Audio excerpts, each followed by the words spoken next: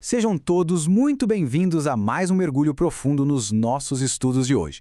Vamos direto ao ponto. O foco agora recai sobre um texto absolutamente fascinante, que descreve aquelas nuances mais profundas das filosofias espirituais.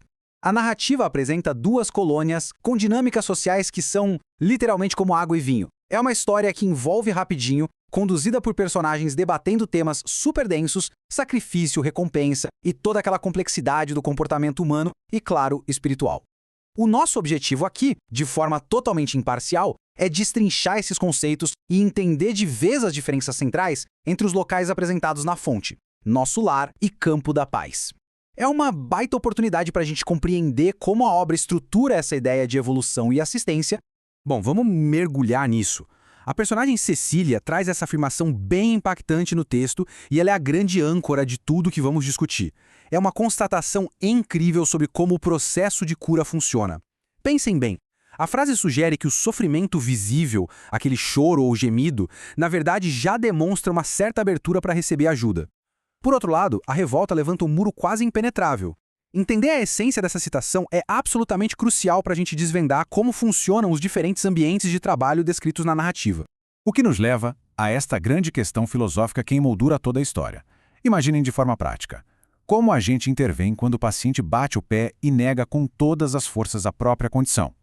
O texto argumenta que a ignorância sobre a própria enfermidade é de longe o maior obstáculo para qualquer resgate.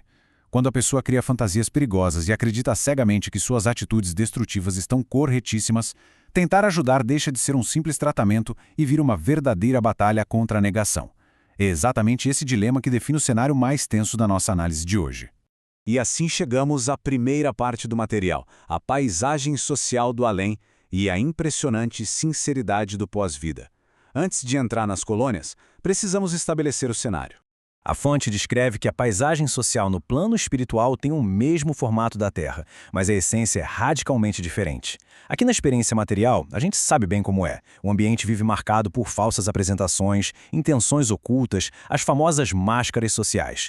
Já no panorama além da vida física, a narrativa destaca que esse fingimento simplesmente não existe. O que manda lá é a alegria pura, a simplicidade e uma sinceridade absoluta. É justamente essa transparência que permite que os personagens tenham diálogos tão diretos e honestos sobre seus méritos e sacrifícios. Vamos avançar e ver como isso se constrói na prática. Entramos na parte 2, Nosso Lar, a Universidade Espiritual e a sua base de preparação. Na perspectiva da Cecília e dos instrutores, nosso lar é definido de um jeito bem específico. É visto como uma verdadeira universidade de preparação espiritual. A oportunidade de aprendizado lá dentro é descrita como algo imenso. Mais do que isso, viver ou até dar uma passadinha em nosso lar é tido como uma bênção fora de série. Um baita privilégio que, claro, exige obrigações importantes. O clima do lugar é de uma elevação tão vibrante que a bondade da maioria acaba naturalmente diluindo qualquer resquício de maldade. É um patamar de inegável vantagem e paz, segundo o texto. Então, o ponto crucial é o contraste gritante que a obra faz ao nos apresentar o campo da paz. Esqueçam aquela atmosfera de campus universitário tranquilo. Esse local é cravado nas regiões inferiores e funciona como um instituto de socorro imediato. Aqui, a dinâmica vira de cabeça para baixo. O texto aponta que o trabalho de assistência é imperioso, extremamente exigente e muito ativo. E aí está a tensão central de tudo que estamos vendo, o abismo gigantesco entre um local de preparo harmonioso e uma trincheira literal de resgate urgente. Isso nos empurra para a terceira parte, o resgate imediato no campo da paz e todo esse trabalho árduo que acontece nas regiões inferiores. Para colocar o peso desse trabalho em perspectiva, a fonte revela que essa colônia foi criada há mais de 200 anos. Imagine só, são mais de 2 séculos lidando dia após dia com aqueles que chegam após a morte física em estado de total ignorância ou carregando culpas pesadíssimas. Essa longevidade impressionante mostra o nível absurdo de persistência e dedicação que a equipe precisa ter para manter um posto de socorro funcionando em uma região tão inóspita e desafiadora. Certo, agora na parte 4, vamos entender a fundo essa diferença central que a obra traz. Os sofredores contra os espíritos revoltados.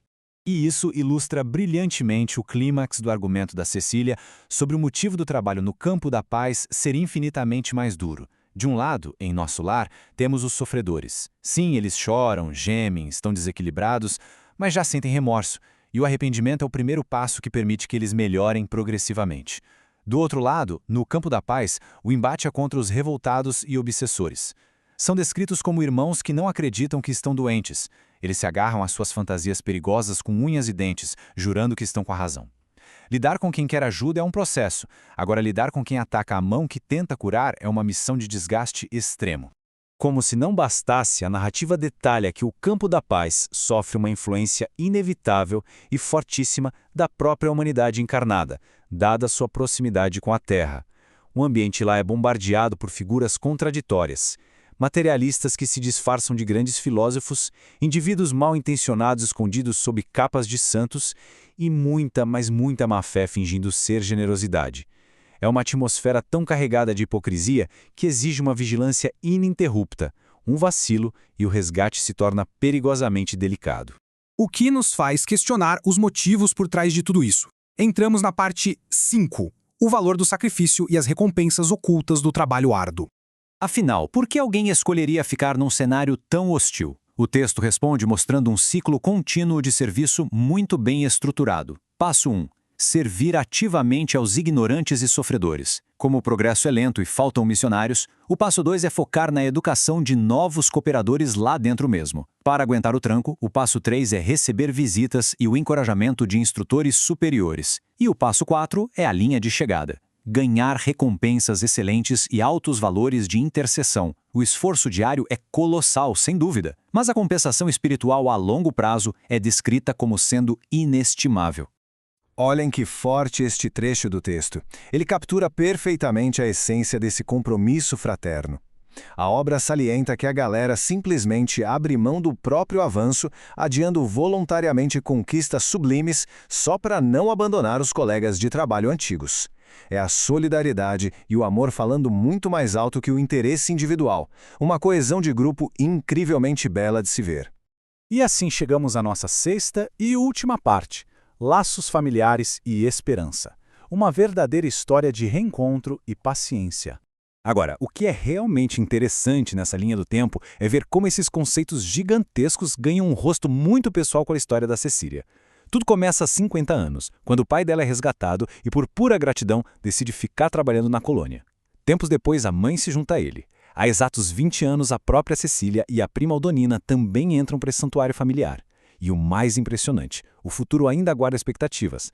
Apesar de terem muitos projetos, eles continuam lá, esperando pacientemente pela chegada de um último ente querido que ainda caminha pela Terra. Para fechar com chave de ouro, a nossa análise deixa essa reflexão no ar. Até onde a pura devoção levaria alguém a esperar e servir nos lugares mais desafiadores possíveis? Quando a gente observa esse contraste enorme entre a paz de nosso lar e a trincheira do campo da paz, fica claro que o motor principal de todo esse esforço não é só o dever, mas um afeto que transcende décadas. É de deixar qualquer um ponderando sobre o peso das escolhas voluntárias e a força formidável desses laços.